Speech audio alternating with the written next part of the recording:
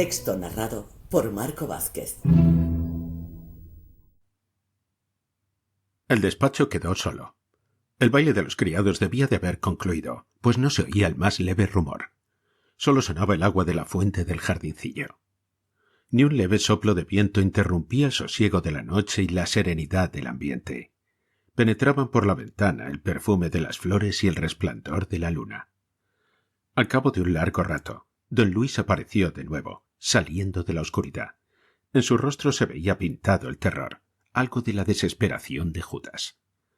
Se dejó caer en una silla, puso ambos puños cerrados en su cara y en sus rodillas ambos codos, y así permaneció más de media hora sumido sin duda en un mar de reflexiones amargas. Cualquiera, si le hubiera visto, hubiera sospechado que acababa de asesinar a Pepita. Pepita, sin embargo, apareció después, con paso lento, con actitud de profunda melancolía, con el rostro y la mirada inclinados al suelo. Llegó hasta cerca de donde estaba don Luis y dijo de este modo: «Ahora, aunque tarde, conozco toda la vileza de mi corazón y toda la iniquidad de mi conducta. Nada tengo que decir en mi abono, mas no quiero que me creas más perversa de lo que soy. Mira, no pienses que ha habido en mí artificio, ni cálculo, ni plan para perderte. Sí, ha sido una maldad atroz, pero instintiva, una maldad inspirada quizá por el espíritu del infierno que me posee. No te desesperes ni te aflijas, por amor de Dios. De nada eres responsable. Ha sido un delirio. La enajenación mental se apoderó de tu noble alma. No sentí el pecado sino muy leve. En mí es grave, horrible, vergonzoso. Ahora te merezco menos que nunca. Vete. Yo soy ahora quien te pide que te vayas. Vete, haz penitencia. Dios te perdonará. Vete, que un sacerdote te absuelva. Limpio de nuevo de culpa, cumple tu voluntad y sé ministro del Altísimo. Con tu vida trabajosa y santa, no solo borrarás hasta las últimas señales de esta caída, sino que después de perdonarme el mal que te he hecho, conseguirás del cielo mi perdón. No hay lazo alguno que conmigo te ligue, y si lo hay, yo le desato o le rompo. Eres libre. Básteme el haber hecho caer por sorpresa al lucero de la mañana. No quiero, ni debo, ni puedo retenerle cautivo. Lo adivino, lo infiero de tu ademán, lo veo con evidencia. Ahora me desprecias más que antes y tienes razón en despreciarme. No hay honra, ni virtud, ni vergüenza en mí». Pepita hincó en tierra ambas rodillas y se inclinó luego hasta tocar con la frente el suelo del despacho. Don Luis siguió en la misma postura que antes tenía. Así estuvieron los dos algunos minutos en desesperado silencio. Con voz ahogada, sin levantar la faz de la tierra, prosiguió al cabo Pepita: «Vete ya, don Luis, y no por una piedad afrentosa permanezcas más tiempo al lado de esta mujer miserable. Yo tendré valor para sufrir tu desvío, tu olvido y hasta tu desprecio, que tengo tan merecido. Seré siempre tu esclava, pero lejos de ti, muy lejos de ti, para no traerte a la memoria la infamia de esta noche». Los gemidos sofocaron la voz de Pepita al terminar estas palabras. Don Luis no pudo más. Se puso en pie, llegó donde estaba Pepita y la levantó entre sus brazos, estrechándola contra su corazón, apartando blandamente de su cara los rubios rizos que en desorden caían sobre ella y cubriéndola de apasionados besos.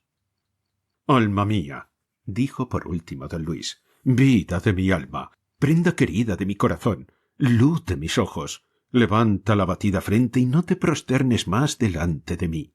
El pecador, el flaco de voluntad, el miserable, el sandio y el ridículo, soy yo que no tú.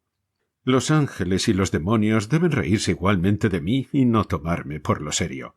He sido un santo postizo, que no he sabido resistir y desengañarte desde el principio, como hubiera sido justo. Y ahora no acierto tampoco a ser un caballero, un galán, un amante fino, que sabe agradecer en cuanto valen los favores de su dama. No comprendo qué viste en mí para prendarte de ese modo. Jamás hubo en mí virtud sólida, sino hojarasca y pedantería de colegial, que había leído los libros devotos como quien lee novelas, y con ellos había forjado su novela necia de misiones y contemplaciones. Si hubiera habido virtud sólida en mí, con tiempo te hubiera desengañado, y no hubiéramos pecado ni tú ni yo. La verdadera virtud no cae tan fácilmente. A pesar de toda tu hermosura, a pesar de tu talento, a pesar de tu amor hacia mí. No, yo no hubiera caído. Si en realidad hubiera sido virtuoso, si hubiera tenido una vocación verdadera. Dios, que todo lo puede, me hubiera dado su gracia. Un milagro, sin duda. Algo de sobrenatural se requería para resistir a tu amor. Pero Dios hubiera hecho el milagro si yo hubiera sido digno objeto, y bastante razón para que lo hiciera. Haces mal en aconsejarme que sea sacerdote. Reconozco mi indignidad. No era más que orgullo lo que me movía. Era una ambición mundana como otra cualquiera. ¿Qué digo como otra cualquiera? Era peor. Era una ambición hipócrita, sacrílega, simoníaca. No te juzgues con tal dureza, replicó Pepita, ya más serena y sonriendo a través de las lágrimas. No deseo que te juzgues así, ni para que no me halles tan indigna de ser tu compañera, pero quiero que me elijas por amor, libremente, no para reparar una falta, no porque has caído en un lazo que pérfidamente puedes sospechar que te he tendido. Vete si no me amas, si sospechas de mí, si no me estimas. No exhalarán mis labios una queja, si para siempre me abandonas y no vuelves a acordarte de mí. La contestación de don Luis no cabía ya en el estrecho y mezquino tejido del lenguaje humano.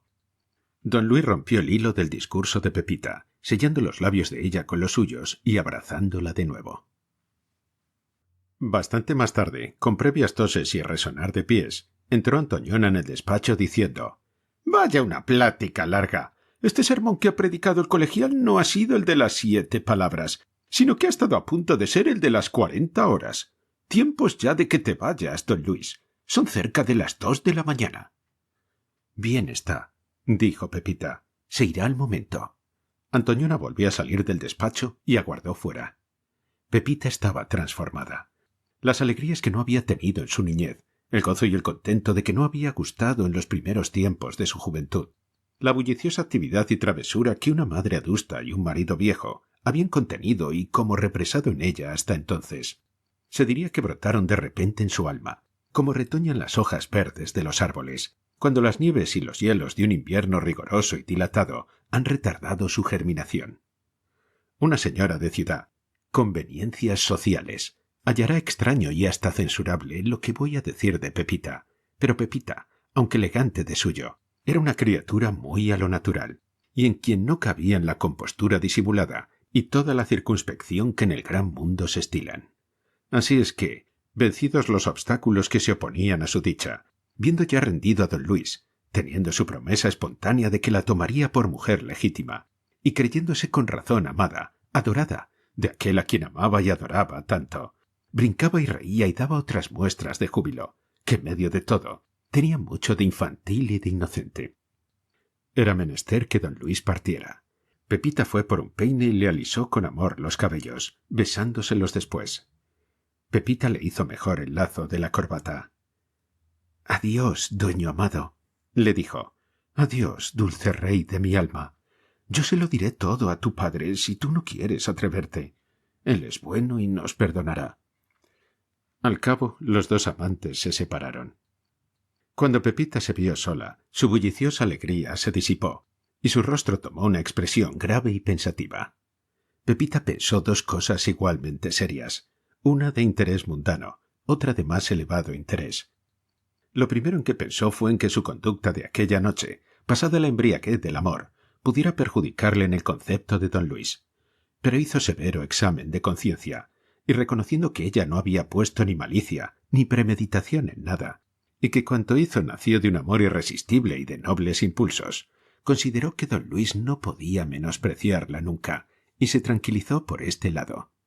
No obstante, aunque su confesión candorosa de que no entendía el mero amor de los espíritus, y aunque su fuga a lo interior de la alcoba sombría había sido obra del instinto más inocente, sin prever los resultados, Pepita no se negaba que había pecado después contra Dios, y en este punto no hallaba disculpa. Encomendóse, pues, de todo corazón a la Virgen para que la perdonase. Hizo promesa a la imagen de la Soledad, que había en el convento de monjas, de comprar 7 lindas espadas de oro, de sutil y prolija labor, con que adornar su pecho, y determinó ir a confesarse al día siguiente con el vicario, y someterse a la más dura penitencia que le impusiera para merecer la absolución de aquellos pecados, merced a los cuales venció la terquedad de don Luis, quien de lo contrario hubiera llegado a ser cura sin remedio. Mientras Pepita discurría así allá en su mente y resolvía con tanto tino sus negocios del alma, don Luis bajó hasta el zaguán, acompañado por Antoñona. Antes de despedirse dijo don Luis sin preparación ni rodeos: «Antoñona, tú que lo sabes todo, dime, ¿quién es el conde de Genazar y qué clase de relaciones ha tenido con tu ama?» «Temprano empiezas a mostrarte celoso». «No son celos, es curiosidad solamente». «Mejor es así. Nada más fastidioso que los celos. Voy a satisfacer tu curiosidad. Ese conde está bastante tronado. Es un perdido, jugador y mala cabeza, pero tiene más vanidad que don Rodrigo en la horca. Se empeñó en que mi niña le quisiera y se casase con él, y como la niña le ha dado 1000 veces calabazas, está que trina.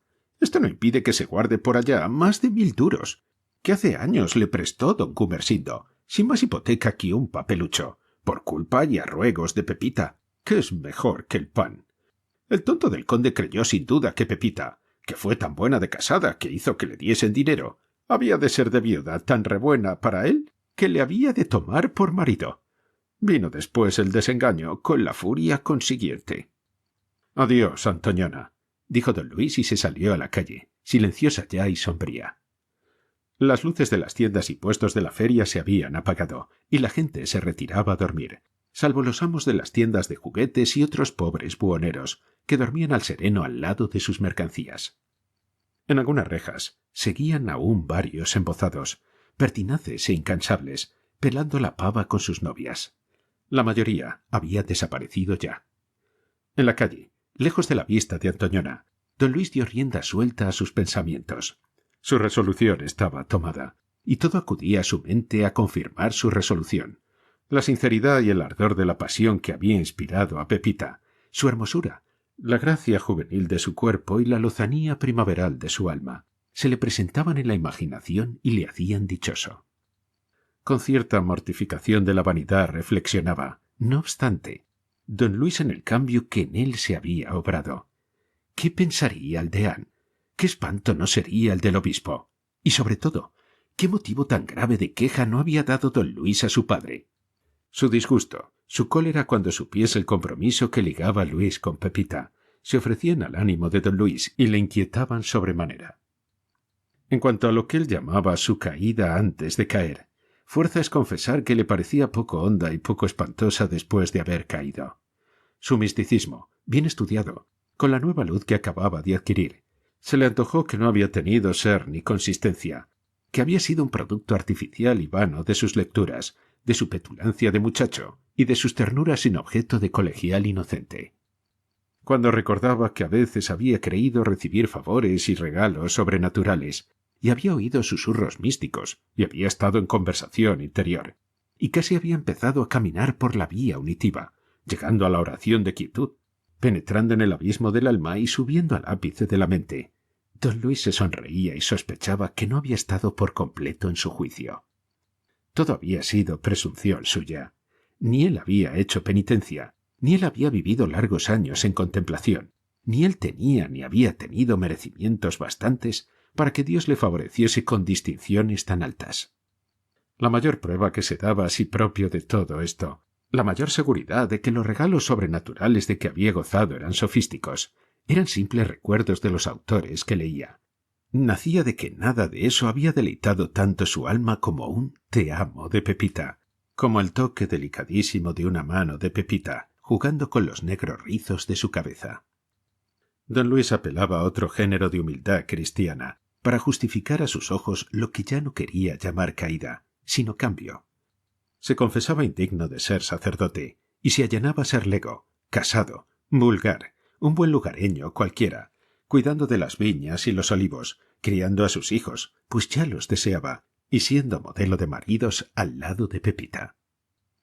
Aquí vuelvo yo, como responsable que soy de la publicación y divulgación de esta historia, a creerme en la necesidad de interpolar varias reflexiones y aclaraciones de mi cosecha. Dije al empezar que me inclinaba a creer que esta parte narrativa o paralipómenos era obra del señor deán, a fin de completar el cuadro y acabar de relatar los sucesos que las cartas no relatan. Pero entonces aún no había yo leído con detención el manuscrito. Ahora, al notar la libertad con que se tratan ciertas materias y la manga ancha que tiene el autor para algunos deslices, dudo que el señor Deán, cuya rigidez sé de buena tinta, haya gastado la de su tintero en escribir lo que el lector habrá leído. Sin embargo, no hay bastante razón para negar que sea el señor Deán el autor de Paralipómenos. La duda queda en pie porque, en el fondo, nada hay en ellos que se oponga a la verdad católica ni a la moral cristiana. Por el contrario, si bien se examina, se verá que sale de todo una lección contra los orgullosos y soberbios, con ejemplar escarmiento en la persona de don Luis. Esta historia pudiera servir sin dificultad de apéndice a los desengaños místicos del padre Arbiol. En cuanto a lo que sostienen 2 o 3 amigos míos discretos, de que el señor Deán, a ser el autor, hubiera referido los sucesos de otro modo, diciendo mi sobrino al hablar de don Luis, y poniendo sus consideraciones morales de vez en cuando, no creo que es un argumento de gran valer. El señor Deán se propuso contar lo ocurrido y no probar ninguna tesis, y anduvo atinado en no meterse en dibujos y en no sacar moralejas. Tampoco hizo mal, en mi sentir, en ocultar su personalidad y en no mentar su yo, lo cual no sólo demuestra su humildad y modestia, sino buen gusto literario, porque los poetas épicos y los historiadores, que deben servir de modelo, no dicen yo, aunque hablen de ellos mismos y ellos mismos sean héroes y actores de los casos que cuentan. Jenofonte ateniense, pongo por caso, no dice yo en su anábasis, sino se nombra en tercera persona cuando es menester, como si fuera uno el que escribió y otro el que ejecutó aquellas hazañas. Y aun así, pasan no pocos capítulos de la obra sin que aparezca Jenofonte.